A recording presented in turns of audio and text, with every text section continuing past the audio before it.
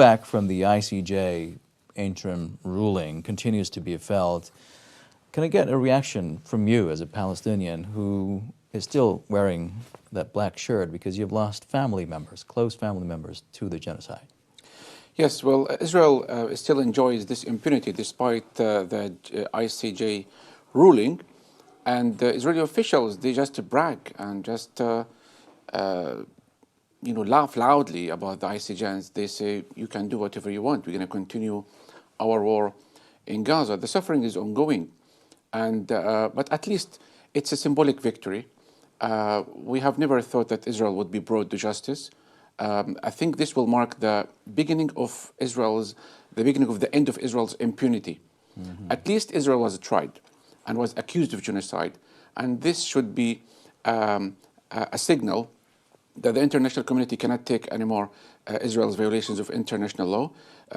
And Israel defying this ruling, this interim ruling and provisional measures, because it acts as a country above the international law, as a rogue pariah state, and they are not shying away from just saying, okay, do whatever you want. We're going to continue our carnage and genocide in Gaza.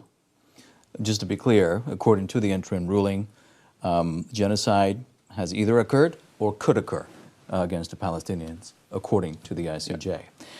Speaking of Israel being a psychopathic regime, Youssef, is that the reason, really, that they don't see what a lot of other countries, politicians, people around the world have been telling them, that a political solution is the only way forward? Violence is not the answer. I think Israel wants to continue blackmailing and extorting the world for what happened during the Holocaust. And it seems Palestinians are continuing to pay a heavy price for what happened. I asked some Israelis, who continue to throw accusations and threats to us journalists. Yeah. They are not willing even to consider themselves in our footsteps. They're not willing to put themselves in our position. So this shows that they have a kind of psychopathic mentality, mm-hmm. To reflect their kind of thinking that they don't consider us as human beings. They consider us as demons. They continue to demonize us, dehumanize us. They continue to act as if they are the victims. They continue to shed tears about what's happened. But we are entering the 4th month now, and it seems that they continue to kill Palestinians, destroy Palestinian homes, and they don't care about all the mass demonstrations and all the calls to put an end to this genocide. Exactly. And you have to be a psychopath if you send an undercover hit squad into a hospital, as we saw in Jenin. That was really shocking, yeah. In the occupied West Bank, killing 3 people, one of them who had already been injured and been recuperating, one example of many others. You've lived in the Gaza Strip. You have reported from the Gaza Strip, and definitely you've come across with UNRWA staffers. Explain to our viewers how important their work is in the coastal enclave, especially at the time of an unfolding genocide. Well, Said, this incitement against UNRWA, it's not something new. In each Israeli offensive in Gaza, Israel throws this card that UNRWA does not take into consideration the employment of pro-Hamas supporters in Gaza. I myself, received education in the primary and elementary schools when I was a little kid. And also I received health care from clinics and centers provided by UNRWA. UNRWA is the lifeline for almost 1.5 million Palestinians.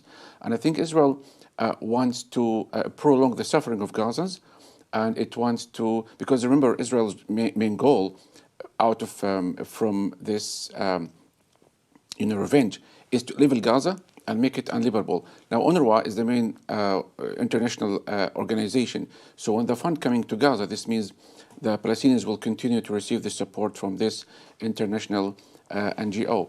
There are other factors. The reason why Israel wants to end the work of UNRWA in Gaza, I think it's to do with the refugees. Because UNRWA stands for United Nations Relief and Works Agency for Palestinian Refugees, which caters for almost 6 million Palestinian refugees scattered in the region, in Gaza Strip, West Bank, including East Jerusalem, Lebanon, Syria, and Jordan.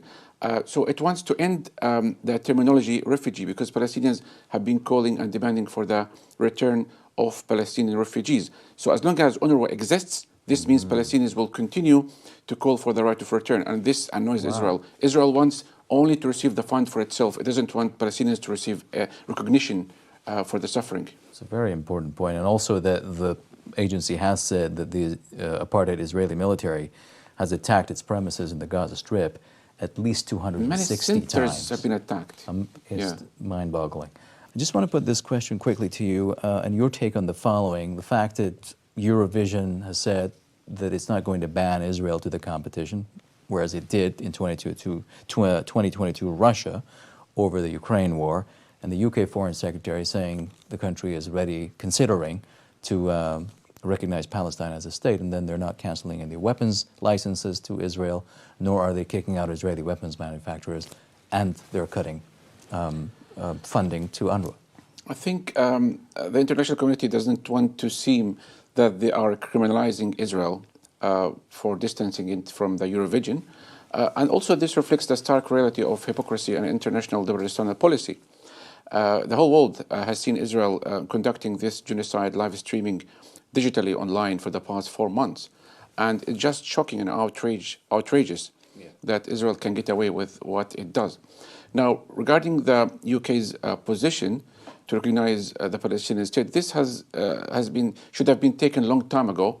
It's a step in the right direction, but I think this conflicts and contradicts the UK's policy and stance, because you cannot recognize Palestinians' right to have a state. At the same time, you are sending weapons to Israel to bomb those people who are aspiring to have this independent state.